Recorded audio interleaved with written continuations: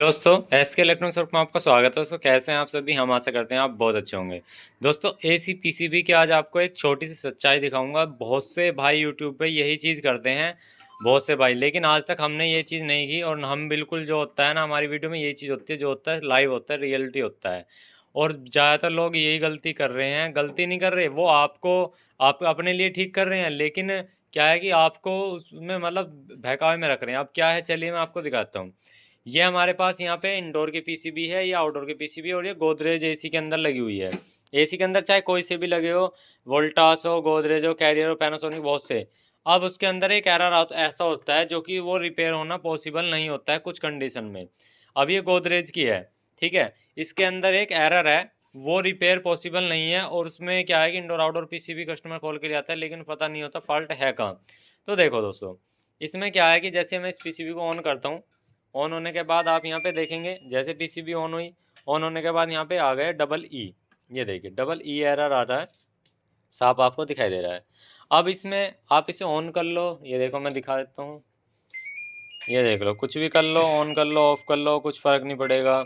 Mode पे ले आओ, कुछ भी कर लो, कुछ भी डबल ई आएगा। 10 बार बंद कर लो, चाहे 10 बार चला लो। ये देखो बंद कर ली, ये चला दी, ठीक है, डबल ई।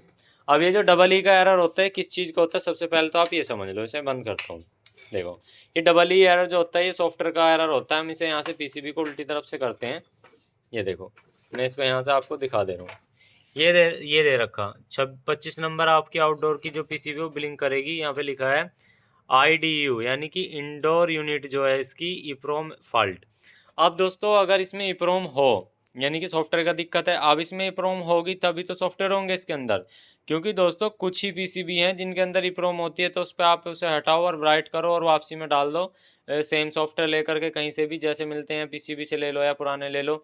लेकिन अगर उसमें ईप्रोम ही ना हो, फिर आप कहाँ से सॉफ्टवेयर डालोगे। तो यही चीज़ यूट्यूब पे दिखाते हैं। क्या करते हैं, इनको खोलते हैं, मेन आईसी बदलते हैं, वोल्टेज चेक करते हैं। भाई जब सारी वोल्टेज में ओके आ रही हो ना, तभी पीसीबी ऑन होती है, तभी हमारी मेन आईसी तक वोल्टेज जाती है, जब भी ऑन होती है।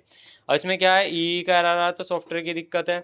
100 के 100% सॉफ्टवेयर की दिक्कत है। तो इस पीसीबी में सॉफ्टवेयर का चलिए मैं दिखा देता हूँ। ये देखो पहले क्या होता था, पीसीबी में यहाँ पे ईप्रोम लगी होती थी, यहाँ पे ई ईप्रोम यहाँ।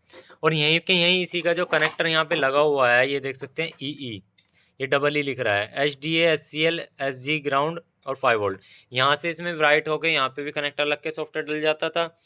और यहाँ पर से क्या होता था, अगर वो कनेक्टर का सिस्टम नहीं है तो यहाँ से इस आईसी को निकाल करके, यहाँ पे 8 पिन की आईसी लगी होती थी, तो उसको हम निकाल करके एरर मतलब उसे निकाल के सॉफ्टवेयर डाल लेते थे और वापसी में डाल देते, तो इसकी प्रॉब्लम सॉल्व हो जाती थी। लेकिन अब क्या कर दिया, इस आईसी को हटा करके अंदर ही अंदर ये जो मेन आईसी है इसके अंदर ही यहाँ पे सॉफ्टवेयर कर दिए। अब अगर हम इसकी RxTx पिन और यहाँ पे मतलब इसमें सॉफ्टवेयर डालने की कोशिश भी करें तो MCU डेड हो जाएगा। ये फिर ऐसा भी नहीं चलेगा, क्योंकि इसमें कोई पिन आउट का कोई खेल नहीं है। क्योंकि एक तो इस पर नंबर सही से नहीं दिखाई दिया, किसी वजह से आपने पिन आउट निकाल भी ली, तो इस मेन आईसी का अभी तक सॉफ्टवेयर करना पॉसिबल नहीं है अभी तक फिलहाल जो है। आगे आ जाए वो बात अलग है, क्योंकि टेक्नोलॉजी जैसे जैसे बढ़ रही है उस हिसाब से कंपनी क्या चाहती है, पीसीबी रिपेयर ना हो, सीधी चेंज हो। तो उन्होंने क्या करा, यहाँ से सॉफ्टवेयर की जो आईसी है उसे हटा करके यहाँ पे मेन आईसी के अंदर ही सॉफ्टवेयर कर दिए। तो यहाँ पे हमारे सॉफ्टवेयर करने इस वाले में पॉसिबल नहीं है। अब यहाँ पे क्या करते हैं बहुत से भाई, देखो मैं आपको करके दिखाता हूँ लाइव, वे करेंगे आपको सामने धोखाधड़ी। ये उठाई मैंने यहाँ से पीसीबी, देख सकते हैं बिल्कुल सेम पीसीबी है। और ये उठाई मैंने भाई इंडोर की पीसीबी, बिल्कुल सेम यहाँ से। तो देख सकते हैं ये पीसीबी मैंने कर दी यहाँ से बिल्कुल अलग। अब आपके सामने ये देखिए दूसरी पीसीबी आ गई। आपको देखने में लगा कि हाँ भाई सब कुछ ठीक है, वही पीसीबी है। और ये पीसीबी बिल्कुल ओके कंडीशन में है। तो मैं आपको दिखा देना चाहता हूँ, ये ओके है। तो इससे सोचेंगे कि हाँ भाई इनका फॉल्ट क्लियर हो गया होगा। तो मैं दिखा देना चाहता हूँ, ये मैं यहाँ से कनेक्टर लगाया इस पर, और मैं इसको कनेक्शन देता हूँ। देखो अभी मैं आपको दिखाता हूँ इसे ऑन करके। ये देखिए ये हमारी इसकी मेन लीड है, और तो ये हमारा यहाँ पे इसमें एरर नहीं है। अभी चलिए ये देखिए, ये हमारा इस नॉर्मल कंडीशन में कुछ इस तरह से होती है हमारी पीसीबी, ठीक है। और यहाँ पे देखिए ये हो गया ऑन, ठीक है। ये देखो इसी से यही गोदरेज, ये इसकी इंडोर मोटर चलेगी तुरंत ही।